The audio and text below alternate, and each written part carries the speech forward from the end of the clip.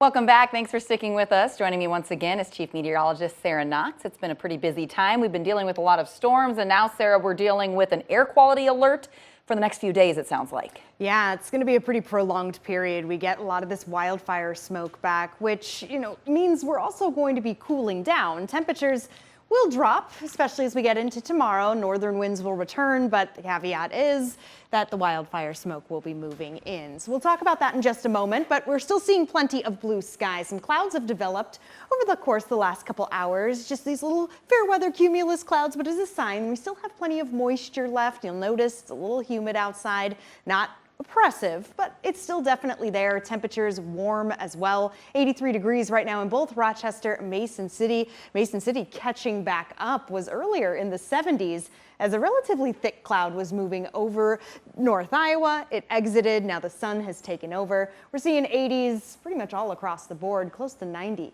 in La Crosse at 87 degrees. So temperatures are back in the 80s, a little bit of the humidity. There is a reason for it. And it's also the reason why we start to see some additional storm chances coming our way heading late into tonight. It's all because of this right here. This is a very stubborn front. In fact, it is a boundary, or that's what it's acting like. It's not really moving too much, which is why we still have plenty of humidity. The drier air from the north hasn't been able to flow in. It's also why we're not dealing with the wildfire smoke quite yet, except for a little further to the north.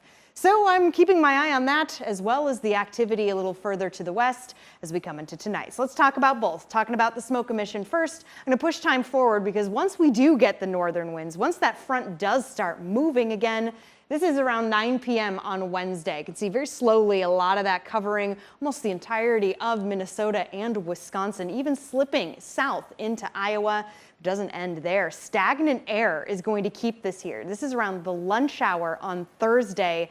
Unfortunate to say that nasty black color really sticking around, not moving out until we head into the weekend. So this air quality alert that we are seeing for all of Minnesota and a good portion of Wisconsin as well, it's not slipped into Iowa, but the air quality is still not going to be great.